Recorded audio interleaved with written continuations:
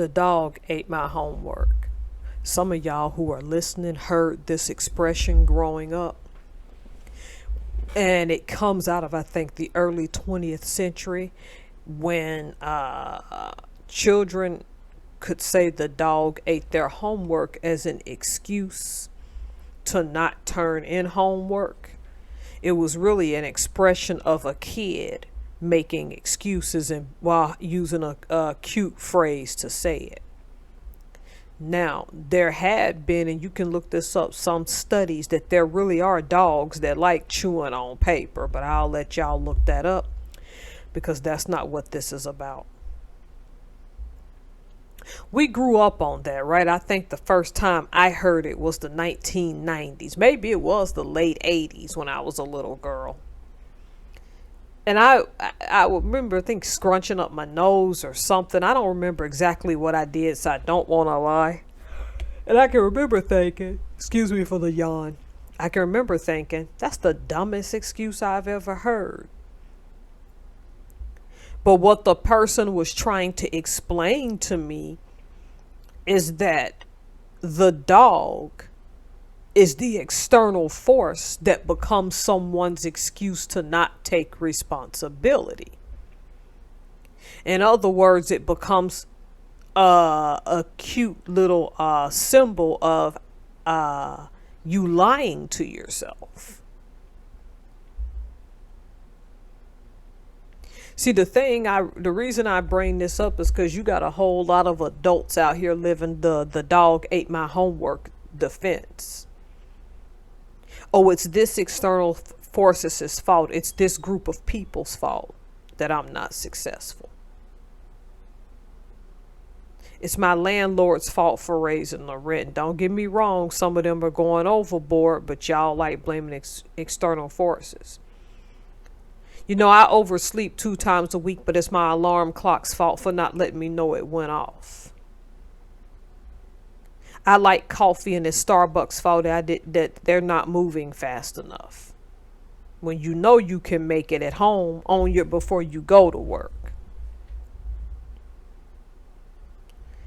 I say this about people regardless if you want to stay working a 9 to 5 or start your own thing.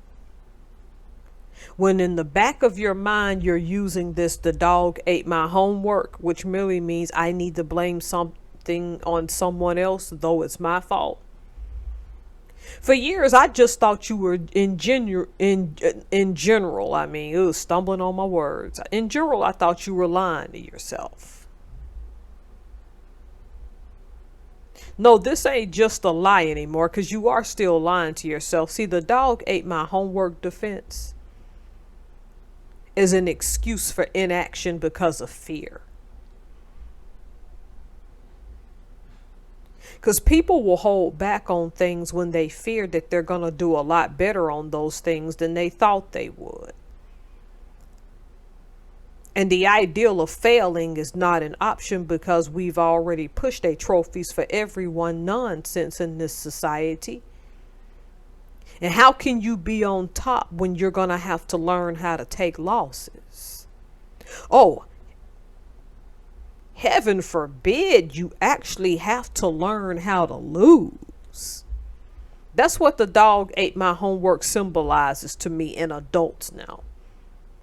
I'm not going to go out here and try things because if I do this, I'm going to look this way.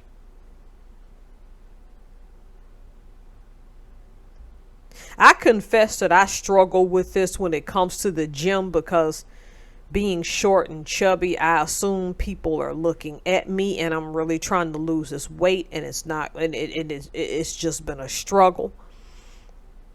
Well, it's their fault for looking at me. No, that's not how that works. You'll put that stuff, those limiting thoughts in the back of your mind. You got to snap out of it quick and say, this is why this is happening to me. Don't be that person going working a 9 to 5 who can't meet deadlines and say, well, I just don't have enough time because people around you do. Don't be that person that works the 9 to 5. You're always late for lunch. Well, we never have time to eat and it was a hectic day. How long can you live on that excuse? Don't be the person that works a 9 to 5, you got caught doing wrong and you deflect on others, when you know that the receipts are going to show that the person you lied on couldn't have done the thing you said they done. That's the worst one. It's one thing if you have a little bit of evidence, but when you're way off base, that's when the dog ate your homework backfires. When starting a business, don't make this excuse of the dog ate your homework when you refuse to write a business plan. Oh, I can just wing it, Lord. That's fine, but there's consequences to that. I'm not telling you you have to. When you start a business, don't do this, the dog ate my homework, when you think the benefit of that is sleeping in, when your bills are still going to pile up every month because you didn't transition from a 9 to 5 to that. And I'm not condemning people who don't. I'm telling you, though, a month can go by faster than you think it can, and those bills are going to add up.